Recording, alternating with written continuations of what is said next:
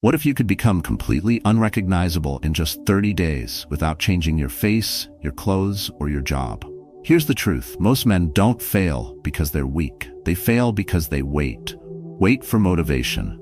Wait for the right time. Wait for life to get easier. But life never does. And motivation? It's a liar, a fleeting spark, gone before you move. The Stoics never waited. They didn't ask, "Do I feel like it?" They asked, "What's required of me right now?" That's what this video is about. How to train like a Stoic man, quietly, daily, intentionally, until the world no longer recognizes you. Not because you've become louder or flashier, but because there's something different in the way you walk, speak, and respond. A quiet power, a calm confidence, a presence no one can ignore. In this world of distractions and ego chasing, the man who lives with emotional self-control, quiet strength, and Stoic discipline stands out. If you've been feeling stuck, lost, or disconnected from your purpose, you are not alone. But you do have a choice. Today marks the line. You either keep drifting, or you begin the 30-day path toward becoming unshakable. So stay with me. What you're about to learn is not tips. They are timeless principles, daily actions, and powerful truths that reshape the man you are. If this speaks to you, like the video, subscribe for more, and say it out loud. This is training. 1. Choose daily discomfort on purpose. Every man wants strength, but few are willing to earn it. And the ones who do? You can tell the moment they enter the room. It's not their voice, it's their stillness. It's the weight they carry in silence. That presence doesn't come from comfort. It's forged in quiet, deliberate struggle, not grand gestures, just the decision to lean into what most people avoid. That's where it begins. Comfort is a liar. It makes you soft, and it makes you forget who you are. You think you're resting, but you're decaying slowly. Every time you hit snooze, choose the easier path, or avoid the uncomfortable conversation, you're not just delaying action, you're training your body and mind to retreat. You're rehearsing weakness. Discomfort, on the other hand, is not punishment, it's preparation. It's your real gym. A Stoic doesn't wait for life to push him. He pushes himself first. You don't need to move mountains to start. You just need to stop running up the hill in front of you. That hill might look like getting out of bed on the first alarm, even when your body begs for 5 more minutes. It might look like taking the cold shower, walking instead of driving, and speaking the truth when your voice shakes. And yes, it will feel unnatural at first, because everything that builds real strength always does. But here's what changes everything. The moment you stop saying, "This hurts," and start saying, "This is training." When you say that, something shifts. The pain doesn't go away, but it gets purpose. The resistance becomes the ritual. You're no longer reacting like a victim, you're responding like a soldier. There's a man I knew who used to complain about everything: his job, his back, his wife, the cold. Life was always doing something to him. Then he started running 5 miles every morning before work. Not because he loved running, he hated it, but he did it because it made everything else feel easier. Arguments didn't rattle him, problems didn't feel personal. Why? Because discomfort became his baseline. He stopped fearing it. And once you stop fearing discomfort, you stop fearing most of life. This isn't about suffering for the sake of it. It's about recognizing that every day you avoid a challenge, you shrink a little. You compromise. You lose clarity, then courage, then direction. The Stoics knew this well. Marcus Aurelius didn't complain about cold baths or hard nights. He trained his mind to embrace them. Musonius Rufus didn't avoid hardship, he sought it out. Not to prove anything to anyone else, but to become unshakable within himself. That's what daily discomfort does. It doesn't just build resilience. It builds a man who no longer negotiates with weakness. And you don't need approval. You don't need permission. You need one sentence. When it gets hard, and it will, you say it quietly, steadily, without emotion. This is training. You whisper it when you want to quit. You breathe it when the weight feels too heavy. You repeat it when your mind starts making excuses. And if you say it enough, you will start to believe it. More than that, you'll become it. What separates men who grow from men who stay stuck is simple. One chooses comfort, the other chooses friction. Not once, but every day. You're not being asked to change everything overnight. You're being asked to act differently today on purpose. Pick something small that makes you hesitate. Don't avoid it. Walk into it. Feel the resistance and say, "This is training." Then do it again tomorrow. That's how the man you were becomes the man no one sees coming. 2. Declare your new identity out loud. A man who speaks his future with clarity begins to walk in it before the world even sees it. He doesn't wait to be transformed before declaring who he is. He declares it first, then builds the life to match. That's how real change begins. Not in silence, not in secrecy, but in the decision to name who you are becoming and to speak it like a vow. The Stoic understands that words aren't decorations, they are commands to the soul. And when used with intention, they carve identity into stone. Your old self waits for confidence. Your new self creates it. One sentence can begin that creation. Not a wish, not a maybe, a statement. Firm, sharp, spoken like steel. I train like a Stoic, I will be unrecognizable. That is not poetry, that is engineering. It is the moment you stop living by habit and start living by principle. The man who says this aloud doesn't just believe something different. He starts becoming someone different. He begins to treat discomfort as discipline. He stops looking for applause and starts demanding more of himself. And slowly, the old patterns break. Not because they were fought, but because they were replaced. Many men never speak with power because they were never taught that silence is not the same as self-control. They confuse being quiet with being weak. So they hide what they want. They downplay their goals. They mumble their intentions and wonder why they never become solid. But when a man speaks with clarity, when he owns his path aloud, something inside aligns. Action follows identity. And when identity is spoken, reality bends to meet it. The world teaches you to stay small, to fit in, to not say things that sound too bold. But the Stoic does not seek permission to declare who he is. He doesn't whisper his values. He speaks them with quiet certainty and then lives them daily. Marcus Aurelius wrote his principles down every morning, not to publish, not for others, but to remind himself who he was choosing to be. That was his training, his discipline, his armor. Most men wait to speak until they feel confident, but confidence doesn't come from silence, it comes from alignment. You say it first, then you prove it in your actions. Repeatedly. That's the Stoic way. Declare it, do it, become it. And when the voice in your head pushes back, when it says, "You're not that man yet," you don't argue, you repeat, "This is training." Because identity isn't a fixed title. It's a discipline reinforced by daily effort, one choice at a time. The mistake is thinking you need to feel different before you act differently. But feeling follows structure. Speak the structure, set the frame. Train your nervous system to obey your voice, not your fears. The world doesn't shape you. Your habits do. Your words, spoken with conviction, are the blueprint for every habit that follows. You are not here to blend in with your past. You are here to build forward into your future. Speak that future clearly. Every morning, every time you want to quit, every time you want to sink back into comfort, remind yourself, "I train like a Stoic. I will be unrecognizable." Say it until your breath catches rhythm with your discipline.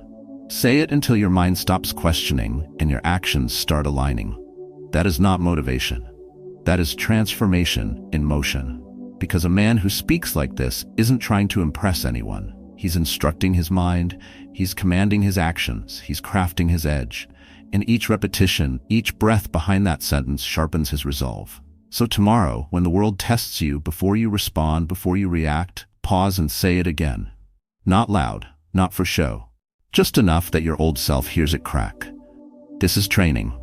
Then act like the man who meant it. 3. Zoom out. Use the cosmic perspective. A man who keeps his power doesn't fight every battle. He chooses which ones are worth his energy. He doesn't react to noise, he sees above it. The man who commands stillness, even when the world shakes around him, understands something most don't. His vision is not stuck at ground level. He's trained himself to zoom out, to see beyond today's insults, delays, and distractions. That's why he doesn't collapse over small things. He doesn't trade peace for attention. His strength lies in perspective. This kind of vision isn't natural. It's forged. Most men live eye-deep in problems. Bills, opinions, traffic, headlines. Every inconvenience becomes a threat. Every slight feels personal. And because they live close to everything, they lose control over anything. When you're too near, everything looks bigger than it really is. But when you rise, mentally, emotionally, you shrink the chaos. You begin to breathe again. That breath is where your power lives. To zoom out means to step outside the noise and ask a better question. Not why is this happening to me, but what does this look like from above? The Stoics called it the cosmic perspective. Marcus Aurelius practiced it every night, reminding himself that the events of his day were nothing compared to the vast order of the universe. Not to feel small, but to feel steady. When you see your anger from space, it dissolves. When you view your fear from above, it loses its grip. Because from that height, most problems lose their weight. But that mindset doesn't come to the man who always reacts. It belongs to the man who trains silence, who builds the habit of not rushing to respond, who learns to pause, not out of fear, but out of clarity. That pause is power. It's a kind of still armor. And while most men get pulled by every storm, the Stoic stands above it, not untouched, but unmoved. What keeps most men stuck isn't a lack of effort. It's emotional zoom. They're too close to what doesn't matter. Too invested in arguments they'll forget next week. Too reactive to moods, people, and timelines that have nothing to do with their mission. This blindness keeps them spinning. Stoicism pulls them back. It teaches detachment, not indifference. Focus, not retreat. When you learn to zoom out, you don't feel less, you feel wiser. And that wisdom becomes protection. Most men think strength is volume, but it's actually distance. When you create mental distance from your triggers, you gain dominion over them. That's how the Stoic navigates conflict, without being drained, loss without being shattered, success without being consumed. He doesn't fight for control, he trains for it, through perspective, through silence, through space. So when the day throws its usual chaos, missed emails, disrespect, failure, rejection, you don't bite. You breathe, you pause, you shift your lens. Ask yourself, does this still matter from 1,000 feet above? If it doesn't, drop it. If it does, carry it calmly. Don't allow what's irrelevant to decide who you become. What you practice, you become. Most men practice reactivity. They experience outrage, confusion, and stress. Every day they train themselves to be emotionally weak. But you can flip that script today. When the heat rises, when someone disrespects you, when life feels unfair, step back. Close your eyes, picture the sky, and say it under your breath. This is training. Then walk through the moment as a man who sees farther, not just louder. You don't have to solve the world. You don't have to fix the noise. You just have to stop shrinking your life to the size of your frustration. Rise above it, again and again, until your altitude becomes natural. Until you don't just visit clarity, you live in it. That's what the world doesn't expect. A man who sees from above but moves with grounded purpose. A man who speaks little but perceives deeply. A man who's been tested, not by chaos, but by how calmly he can rise above it. 4. Reverse plan your days with intention. Clarity doesn't come from doing more. It comes from doing what matters, on purpose. The kind of man who walks into each day with precision doesn't fill his hours to feel productive. He starts with the end. He asks what deserves his energy, then cuts the rest. While the world rushes to react, he moves with deliberate control. Not faster, sharper. He's not busy, he's focused. That's the difference between motion and direction. One drains you, the other transforms you.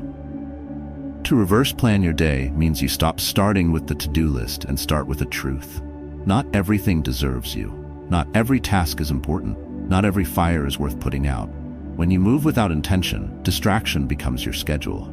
You say yes too fast. You jump into battles that don't matter. Then you wonder why you feel drained at the end of every day. Like you've done everything except the one thing that matters.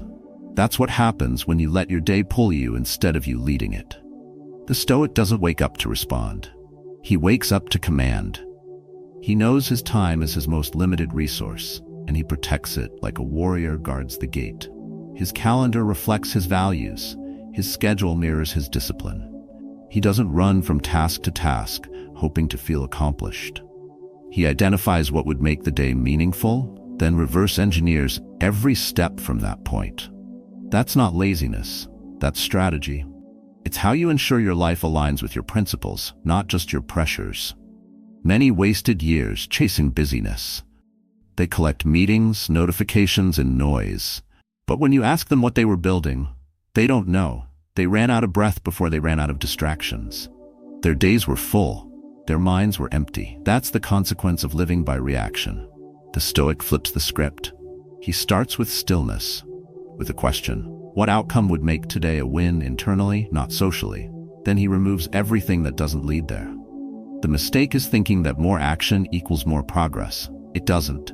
Unfiltered action is exhaustion. Action without alignment is self-sabotage. The solution is daily discernment. You sit in silence, even if just for a few minutes. You choose your direction before the world chooses it for you. Then you act, not out of impulse, but from inner clarity. That's how your schedule becomes your sword, not your prison. That's how your attention becomes a weapon instead of a weakness. This doesn't mean abandoning responsibility. It means defining it correctly. Most men confuse urgency with importance. They sprint to every alert, drown in every task, and feel useful because they're always needed. But being needed isn't the same as being effective. The Stoic seeks depth, not noise. He simplifies. He subtracts what scatters him. He doesn't fear the empty space in his day.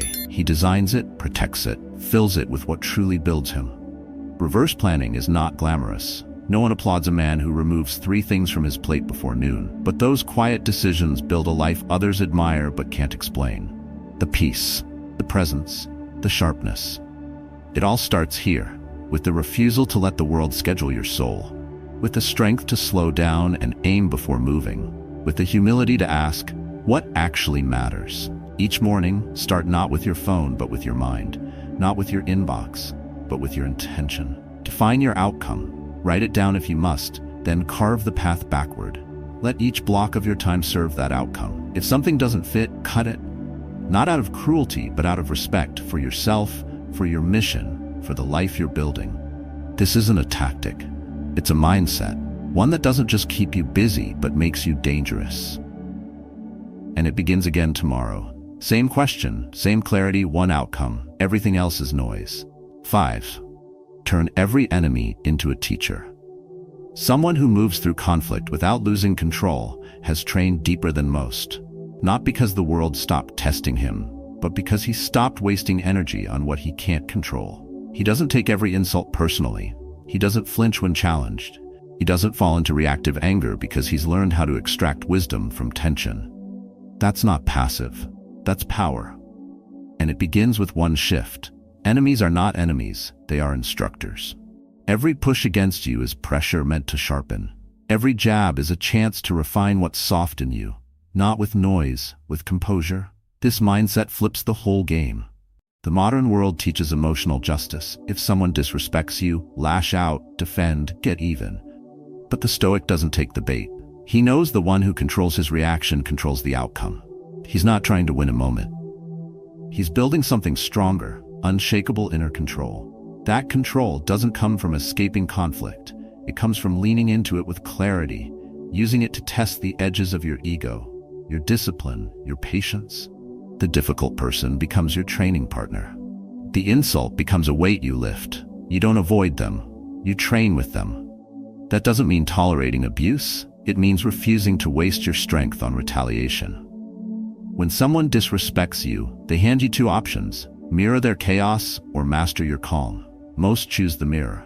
The Stoic chooses the mirror within. He studies his response. He uses the moment to measure how much control he really has. That's where the work begins. Not in changing others, but in stripping your dependence on their validation or apology. People spend years trying to fix the people who trigger them. It never works. The only thing you can truly shape is your reaction. And the reaction is a muscle. The more you use anger to respond, the more it owns you. But when you respond with grounded presence, when you don't explain yourself to prove you're right, when you let silence do the lifting, that's when power shifts. You become unreadable. You stop broadcasting your weaknesses. And when the world can't figure you out, it can't control you. The mistake most make is confusing reaction with strength. But anyone can yell. Anyone can explode. That's easy. What's rare is restraint. Not out of fear, out of dominance. You dominate the moment when you hold your frame. You train for that dominance every time you resist the urge to fire back, to defend your ego, to prove something. The man who doesn't flinch becomes untouchable. Not because he hides, but because he's trained beyond emotional impulse. That's what Stoicism refines. Emotional discipline so sharp it feels like stillness. You don't just respond less. You understand deeper. You listen without absorbing chaos. You observe without internalizing noise. You detach, not to disconnect, but to reclaim your mental space. That space is where self-respect grows. And no one gives that to you. You build it, one confrontation at a time. So next time someone provokes you, don't see them as a problem to solve. See them as resistance. You are not in a fight, you are in training. And training doesn't require applause. It requires repetition. Stand tall, stay quiet, breathe slower. Let them wonder why you don't collapse. Let them feel the edge of your silence. Say nothing, not because you're weak, but because you no longer need the noise to prove your worth. Every insult, every challenge, every unfair moment, they all give you something most people miss: a mirror. And what you do in front of that mirror determines who you become. Step back from the surface, look closer, then walk away stronger. Quiet, focused, unshaken. Because you didn't win with words, you won with control. That is training. That is transformation. That is what the Stoic lives for. 6. Remember, you could die today, memento mori. Each sunrise grants a choice, to drift through the day half present or to live it with precision. Those who walk with quiet fire in their eyes know something others avoid. Life isn't a given, it's a loan. And every breath is on borrowed time. This clarity doesn't make them grim, it makes them focused. When you live as if this day could be your last, you stop wasting it trying to prove yourself to people who don't matter, or chasing things that never fill you. You begin to protect your time, your energy, your peace. You begin to sharpen. Memento mori does not mean fearing death. It means anchoring life. It means remembering that every delay, every excuse, every someday is a silent surrender. The man who sees time clearly doesn't race to do everything. He slows down to do the right things. He speaks with more weight, listens with more presence, and chooses his path with more care. That's what Stoics practiced. Not cold detachment, but fierce clarity. A refusal to sleepwalk through days they could never get back. But most people do sleepwalk. They postpone purpose. They live on autopilot, waiting for the weekend, for retirement, for the perfect moment to start. And by the time they look up, their life has passed without their full attention. The tragedy isn't death, it's the unlived days leading to it. You weren't built to drift, you were built to direct. And that starts with knowing this day could be the last one you ever command. This perspective doesn't paralyze, it liberates. When death is no longer a distant theory but a near certainty, the noise falls away. That petty argument no longer owns your mood. That missed opportunity no longer defines you. You start seeing every hour as a battleground for presence. You stop giving your mind away to trivialities. Instead of chasing stimulation, you chase meaning. And meaning doesn't scream. It sits quietly inside the things we often overlook. How you move, how you hold eye contact, how you show up when no one's watching. The mistake is thinking you have time. Thinking tomorrow is promised. That illusion breeds softness. It makes discipline optional. But when you bring mortality into the frame, hesitation burns off like fog. You wake up with a sharpened edge. You speak what matters. You act on the hard thing now, not later. You stop bargaining with time because you realize you have no leverage. Time doesn't care how tired you are. It moves, whether you use it or not. The Stoic use death not to fear, but to reflect. What deserves energy? What doesn't? Who do I need to forgive now, not later? What am I delaying that matters more than my comfort? These aren't abstract questions. They are daily drills for the man who trains his mind as seriously as his body. He wakes up and looks mortality in the eye. Not for drama, but for direction. You don't need a reminder that you'll die. You need a structure that reflects it. Start by removing the empty noise from your morning.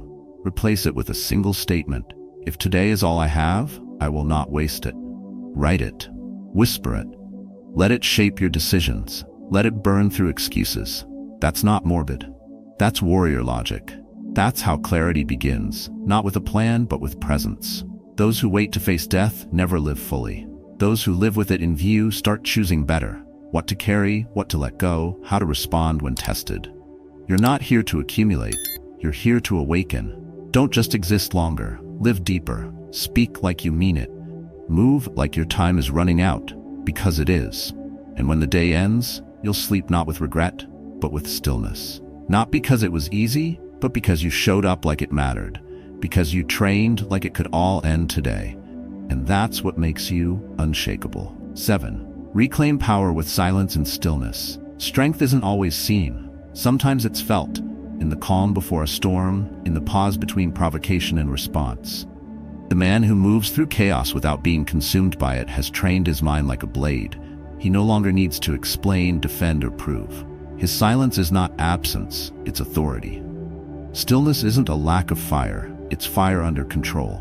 When everything demands your attention and you choose not to react, that's not weakness. That's discipline refined. True stillness isn't passive, it's built. It's the result of intentional restraint. In a world that worships noise, the quiet man becomes a mystery. And mystery is power. Because what people can't predict, they can't manipulate. Most lose this power because they give it away through impulsive reactions, endless explanations, and emotional outbursts. They bleed strength every time they speak to be heard instead of to create clarity. Every time they rush to defend their pride, they trade control for momentary relief. But relief fades. Regret stays. The Stoic doesn't chase relief. He trains for control. He doesn't confuse movement with mastery. His power lies not in what he says, but in what he withholds. Because stillness isn't silence from the world, it's silence within. It's being in the middle of conflict and still holding the center. It's standing in discomfort without scrambling to escape it. That kind of stillness isn't born. It's built, day by day, choice by choice, breath by breath. The mistake most make is assuming they need to respond to everything. They equate silence with surrender. But silence used with awareness is the highest form of self-respect. It signals that you won't be pulled into every low-energy exchange. It means your nervous system answers to you, not to someone else's mood. And when you start mastering that pause, something inside shifts. Your boundaries become nonverbal. Your presence begins to speak louder than your words ever did. This isn't about being cold. It's about staying centered. When you stop letting the outside world dictate your inside state, you become immune to manipulation. People try to push you, provoke you, pull you, but you don't move unless you choose to. You respond with clarity, not reflex. You speak when it matters, not when you're triggered. You hold your frame, not to dominate, but to remain free. The world doesn't get to script your reactions anymore. You do. The Stoics lived by this. Marcus Aurelius ruled an empire and still reminded himself daily, you have power over your mind, not outside events. His strength came from stillness. Epictetus taught that external things are nothing to us unless we allow them inside. That isn't detachment, it's ownership. You own your attention, you own your reactions, and when you stop being controlled by every shift in your environment, you step into a space very few reach. Quiet dominance. This is not about never speaking. It's about knowing when silence is more powerful. It's about training your voice to serve your mission, not your ego. You don't need to prove who you are. You show it by how little moves you. You prove it by how well you hold the line when others unravel. You train it by choosing stillness when reaction is the easier road. That decision repeated enough rewires how you respond to pressure. And that rewiring becomes identity. So the next time tension rises, don't rush to reply. Let the silence stretch. Let discomfort do its work. Breathe through the urge to speak, just to feel heard. Hold your posture, focus your breath. Let the stillness speak for you. This isn't retreat, it's control. It's the kind of self-possession that leaves others unsure, unbalanced, unable to provoke. It's how you reclaim the energy you've been leaking into noise. And it starts now. Not when things calm down, but when you decide to remain calm within them. Not because it's easy, because it's training. 8. Break overthinking with one clear action. Real clarity isn't found by thinking harder. It's earned by acting with precision. The kind of man who moves forward when others freeze doesn't have fewer doubts. He simply doesn't obey them. He doesn't try to control every variable, solve every scenario, or predict every outcome. He does one thing the rest won't. He takes the next step. While others stay tangled in mental loops, running simulations that lead nowhere, he moves. One clear action repeated cuts deeper than 1,000 perfect plans. Because clarity is not a thought, it's a pattern of motion. Overthinking is not a sign of intelligence, it's an addiction to control, a refusal to risk being wrong. And the longer you stay trapped in the mind, the further you drift from momentum. Your thoughts build walls. Your doubts reinforce them. Soon, even basic steps feel unsafe. But action, no matter how small, is a hammer. The moment you stop asking what if and start asking what now, the fog begins to lift. Not all at once, but enough to move forward. And that's all you ever needed. The mistake most people make is thinking they need full clarity to begin. They wait for the perfect plan, the perfect words, the perfect moment. That moment never comes. Because clarity doesn't precede movement, it follows it. The Stoic knew this well. He understood that action rooted in principle was worth more than delay rooted in fear. He didn't ask for guarantees. He asked, what is mine to do? Then he did it, with precision, without noise. In a world drowning in distraction and doubt, the disciplined mind doesn't seek more thoughts, it seeks fewer. The goal isn't to understand everything. The goal is to understand enough to take the next disciplined step. And that step, even if small, is a declaration. I will not be ruled by hesitation. You train this by refusing to stall, by not indulging the endless spiral of what if and what about. When your mind starts racing, you interrupt it with movement, not wild reaction, calm execution. One choice made with intention does more than hours of mental noise. The Stoics didn't ignore uncertainty. They acted despite it. And their strength wasn't in knowing more, it was in doing what aligned with their code. That's the difference. You don't need to solve the entire problem. You need to face the right direction and start walking. Because direction compounds. Each action sharpens the next. Each step earns confidence. And that confidence isn't loud. It's quiet. It sits beneath the noise, unbothered, because it was built by doing while others were doubting. Overthinking often hides a deeper fear. The fear of being seen starting small, of not having everything figured out. But what's worse, making mistakes in motion or rotting in hesitation? The Stoic answers that with action, not random motion, but aligned effort. That's what cuts through paralysis. You focus your mind by engaging your body. You shift from stuck to strong, not by solving everything, but by owning one step completely. When the mind spins, ground it with a decision. When the doubt grows loud, silence it with a task. When perfection whispers, respond with execution. This is how you train your way out of mental chaos. Not by thinking deeper, but by choosing cleaner, simpler, clearer. The next right step, the rest can wait. So when you wake up tomorrow, don't write a long list. Don't build a plan that impresses others but paralyzes you. Ask yourself a different question. What is one thing I will complete with calm and focus today, no matter what? Then do it, and repeat, again and again, until the habit of action outweighs the habit of doubt. Until you don't just think differently, you move differently. Because this isn't about finding clarity, it's about becoming clarity. One step at a time. One day at a time, and that step begins now. 9. Honor your word. Speak less, mean more. The man who speaks with restraint builds a reputation that cannot be borrowed, faked, or stolen. His words are not decoration, they are decisions. His promises do not float, they land. Each one is backed by quiet action. Each one is remembered, not for volume but for weight. In a world addicted to noise, this kind of speech is rare. And rare things carry power. To honor your word means more than keeping a promise. It means aligning your identity with your language. You don't speak to impress, you speak to shape. Every sentence becomes a signature. Every commitment becomes a test of integrity. The stronger you become, the less you need to say, because your presence begins to speak for you. And those around you feel it, even if they never name it. But most don't live this way. Most scattered words are like seeds with no soil. They say yes before they think. They promise what they won't follow through on. And then they wonder why their confidence is brittle, why their relationships feel hollow, why their sense of self disappears under pressure. It's not because they lack strength. It's because they never built credibility with themselves. And that credibility starts with speech.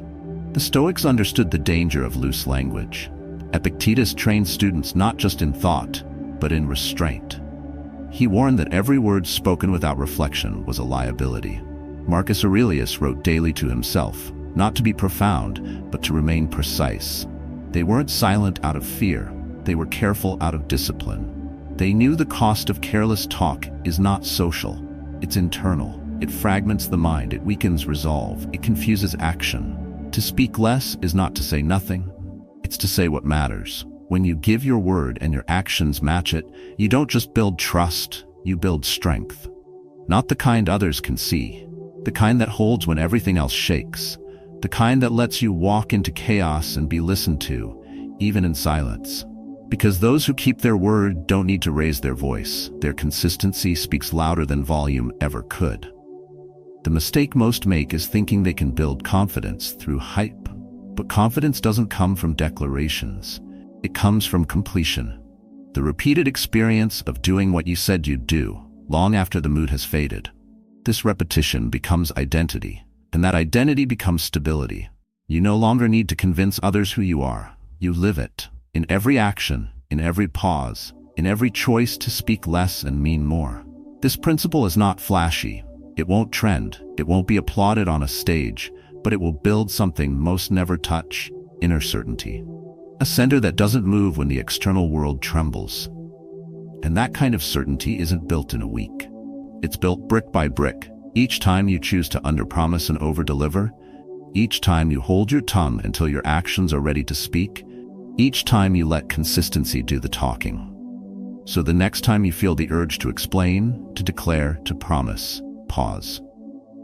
Ask yourself if your actions are already speaking for you. Ask yourself if silence would speak louder. Ask yourself if what you're about to say is the truth or performance.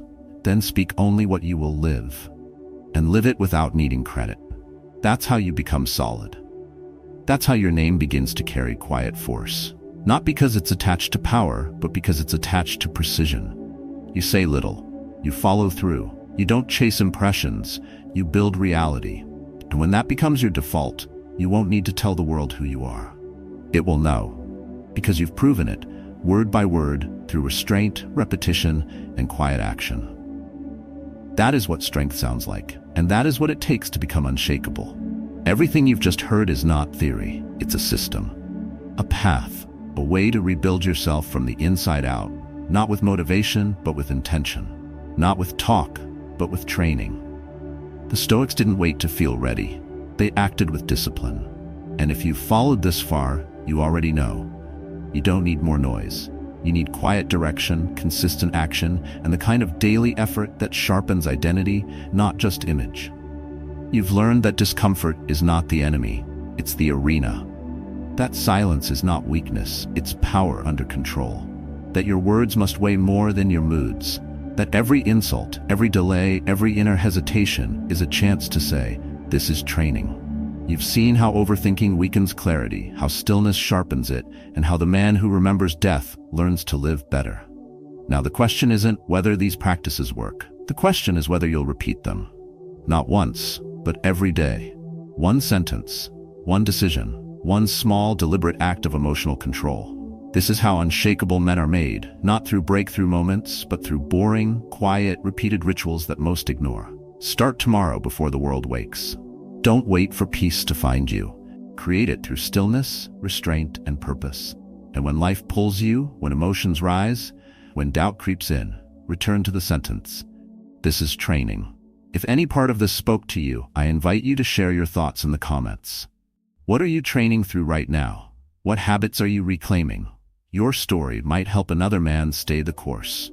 Because we rise higher, not alone, but together. Disciplined, focused, and unshaken.